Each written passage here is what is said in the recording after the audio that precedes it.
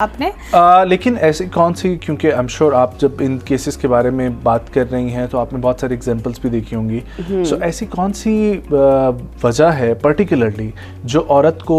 Problematic लगती है शादी के अंदर? क्या वो वसाइल की कमी होती है, क्या वो इमोशनल लैकनेस होती है, क्या वो दूसरे ख़ानदान वालों का रवैया होता है? ऐसी कौन कौन सी मुख्तलिफ फैक्टर्स मुख्तलिफ शादियों में बनते होंगे वजह, लेकिन मोस्ट कॉमनली इस वक्त क्या रीज़न जो है वो देखने में हमें आ रही है? देखिए, हर खुला और हर तलाक के पीछे एक कहानी है, अलग अलग स्टोरीज, डिफरेंट स्टोरीज है और हम इसको किसी एक उसमें कैटेगराइज नहीं कर सकते। लेकिन मोस्ट प्रोबेबली जो आजकल इस्लामाबाद की स्पेशल हम बात कर रहे हैं, तो इस्लामाबाद का जो एरिया है, जो कम्युनिटी है, जो लोग हैं करियर ओरिएंटेड या एम्बिशियस हम बोल, इस्लामाबाद में वो लोग ले रहे या तो वो किसी काम के हवाले से या बिजनेस के हवाले से, या मतलब ऐसे लोग नहीं रह रहे जिस तरह के हम पसमानदा इलाकों में देख लेते हैं कि खेती बाड़ी हो और बस बिल्कुल आराम से गुजर बसर कर रहे हो। तो यहाँ पे मेन थिंग माइंड की जो एक पीसफुल इन्वायरमेंट है ना, वो ज़रूरी है। वसाइल तो यहाँ पे है, अवेयरनेस भी है, एजुकेशन भी है, एलीट कम्युनिटी भी है, फिर भी क्यों इतने डाइवोर्स और खुला हो रही है?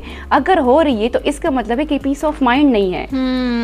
शायद ज़्यादा ही खुद को बिजी कर लिया। एक जो फैक्टर और एक्सपेक्टेशंस नहीं पूरी हो रही, और फाइनेंशियल जो वसाइल है वो भी उस हद तक नहीं पूरे हो रहे। तो कहाँ से लेकिन मैम मेरा ख्याल है कि एक्सपेक्टेशंस जो है ना, वो ये रिश्ता एक ऐसा है कि इसमें सारी ज़िंदगी आप एक दूसरे के साथ रहते हुए भी आपको ना कोई प्रॉब्लम एक दूसरे के रहती है। लेकिन कामयाब रिश्ते आप जितने भी उठा के देखें आज के दौर में, जिनको 20 साल 30 साल शादियों के हो गए हैं, बहुत दफ़ा उनके दरमियान में ऐसे मौके आए होंगे कि उन्होंने भी सोचा होगा इस चीज़ के बारे में। लेकिन डोंट यू थिंक कि ये अवेयरनेस तो एक गलत अवेयरनेस है कि अगर इतने ज़्यादा केसेस बढ़ रहे हैं? अगर हम पास्ट 50 इयर्स या 40 इयर्स उठा के देख ले, तो अगर मैं अपनी सोशल मीडिया या अपने टीवी ड्रामों की ही मिसाल दे दूं, तो हम एक ऐसी चीज़ दिखा रहे हैं जो मैरिज को, जो कि खुशी का ताल्लुक नहीं है, हमेशा कॉम्प्रोमाइज़ पे बने, हमेशा